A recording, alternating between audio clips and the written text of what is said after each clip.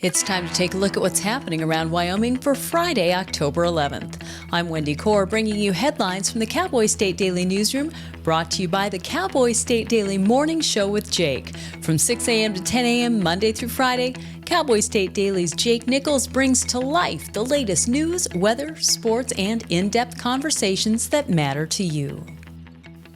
Well, most of the time, fire rests at night.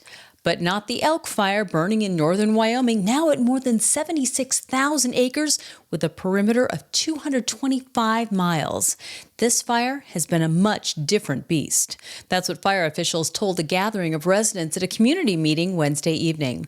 Cowboy State Daily's Renee Jean was also there. The strategist guy, Field Operations Chief Adam Ziegler, said this has been an unusual fire. Most of the time, fires are a little quieter at night and they're more active during the day. This one's kind of been the opposite. It's awake all night and it's running downhill instead of uphill. Ziegler said battle lines have been drawn at the Red Grade Road near the small town of Bighorn. There, the firefighters have set up a catcher's mitt scenario to stop the fire in its tracks. While wildfires are raging in Wyoming, the southern states have been decimated by back-to-back hurricanes. It's all connected, and it's almost over. According to Cowboy State Daily's Andrew Rossi, we just have to get to October 18th. Cowboy State Daily meteorologist Don Day's assessment of what's happening right now is that the jet stream is stuck, which is why for the last 4 weeks, Wyoming's been warm and dry and stayed warm and dry. And it's the same reason why you had two hurricanes develop within a couple days of each other and wreak havoc across the south.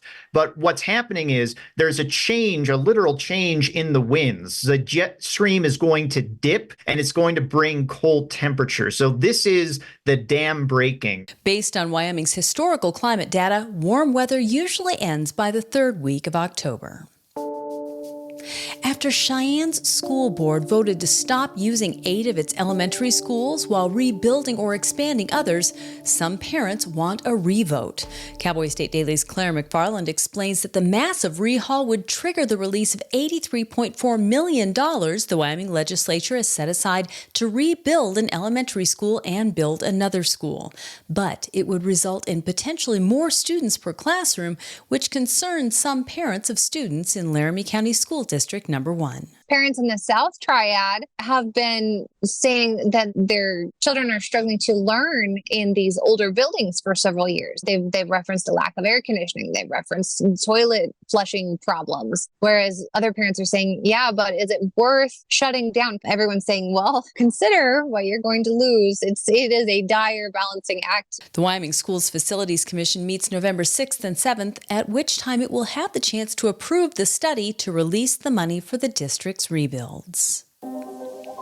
A door may soon open for Wyoming to become a site for storing nuclear waste if a bill advanced by the legislature this week passes. The draft legislation adopted Tuesday would lay the groundwork for changing Wyoming's laws to allow outside groups to use the state for temporary storage of high-level radioactive fuel waste created by nuclear power plants. Cowboy State Daily's Leah Wolfson reports that proponents of the idea say it will bring Wyoming in alignment with federal regulations and bring economic benefits. The storage of nuclear waste in Wyoming has been a long time discussion. This is certainly not something that just popped up overnight.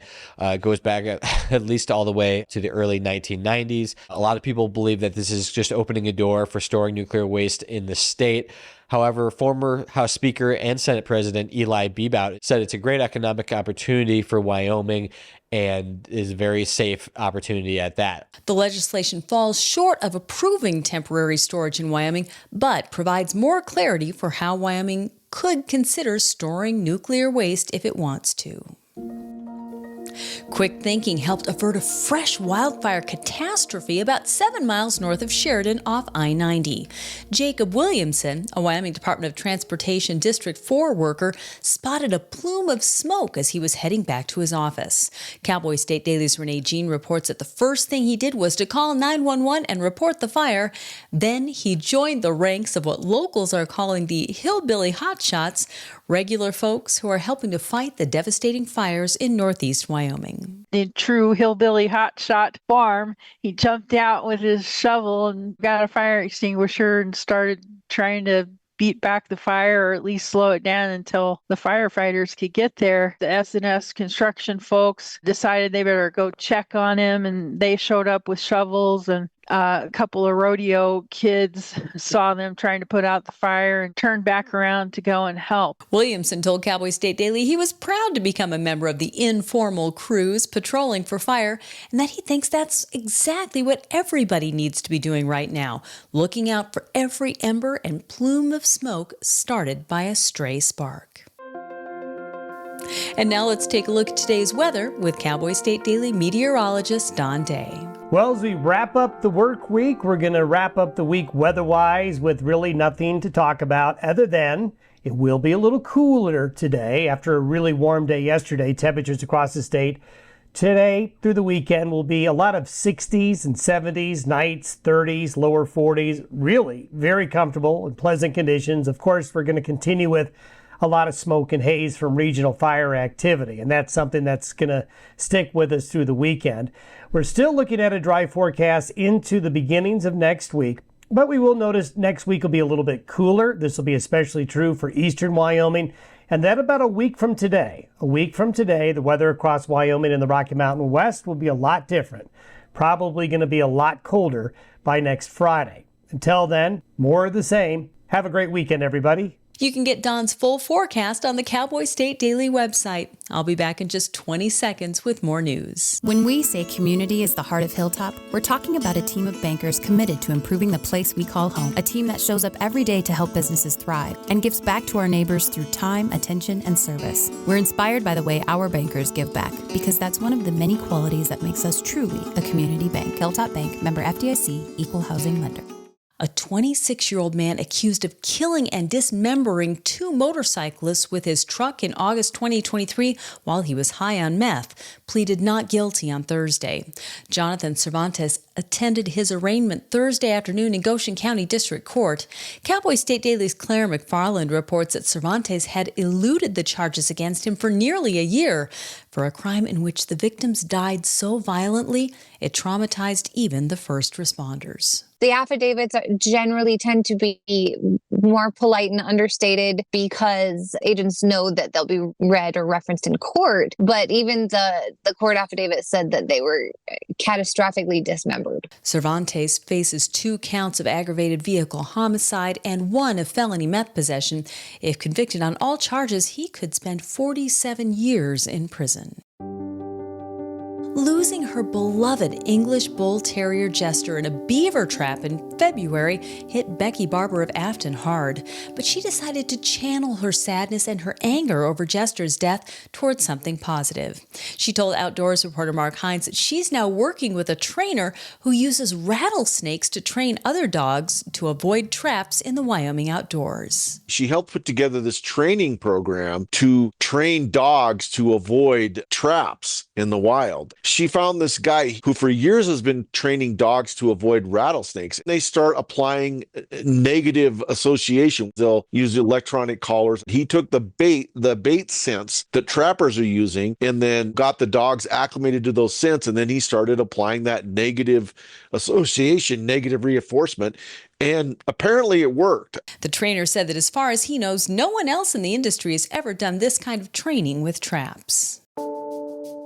Governor Mark Gordon said he'll ask the legislature for money to replenish state accounts that have been drained fighting Wyoming wildfires this summer. He said at a Thursday press conference that the cost of this wildfire season is more than what was planned for in the 2-year biennial budget that went into effect in July.